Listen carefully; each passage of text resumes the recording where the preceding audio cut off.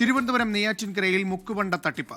KSFE ബ്രാഞ്ചുകളിൽ മുക്കുപണ്ടം പണയം വെച്ച് 65 ലക്ഷം രൂപയോളം തട്ടിയെടുത്തു. CPIM മുൻ ബ്രാഞ്ച് സെക്രട്ടറി ലിപ്സൺ പോലീസിന്റെ പിടിയിലായി.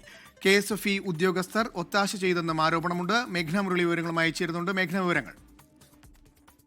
അനൂപ്, CPIM മുൻ ബ്രാഞ്ച് സെക്രട്ടറി ആയിട്ടുള്ള ചെങ്കൽ സ്വദേശി ലിപ്സൺ ആണ് ഇപ്പോൾ നെയ്യാറ്റിൻകര പോലീസിന്റെ കസ്റ്റഡിയിലുള്ളത്. അതിൽ പ്രധാനമായും ഒരു വലിയ തട്ടിപ്പ് നടന്നു തന്നെയാണ് പോലീസിന്റെ കണ്ടെത്തൽ. നെയ്യാറ്റിൻകരയിലെ KSFEയുടെ 3 ബ്രാഞ്ചുകളിൽ നിന്ന് മുക്കുവണ്ടം പണയം വെച്ച് 65 ലക്ഷം രൂപയോളം അധികം തട്ടിയെടുത്തിട്ടുണ്ട് എന്നുള്ളതാണ് ലഭിക്കുന്ന വിവരം. ഇതിന് ഈ KSFE ബ്രാഞ്ചിനെ തന്നെ ചില ഉദ്യോഗസ്ഥർ കൂട്ടുനിന്നു എന്നുള്ള ഒരു സുപ്രധാനമായ കണ്ടെത്തൽ കൂടിയുണ്ട്. ഇതിൽ ഈ വിവരം പുറത്തു വരികയും ചെയ്യുന്നത് സ്വർണ്ണപ്പണയ ഉരുപ്പടികൾ വർഷങ്ങളായിട്ടും തിരികെ എടുക്കാതെ നിന്നപ്പോൾ പരിശോധിച്ചപ്പോഴാണ് വിവരങ്ങൾ നൽകുകയായിരുന്നു മേഘ്ന മുരളി.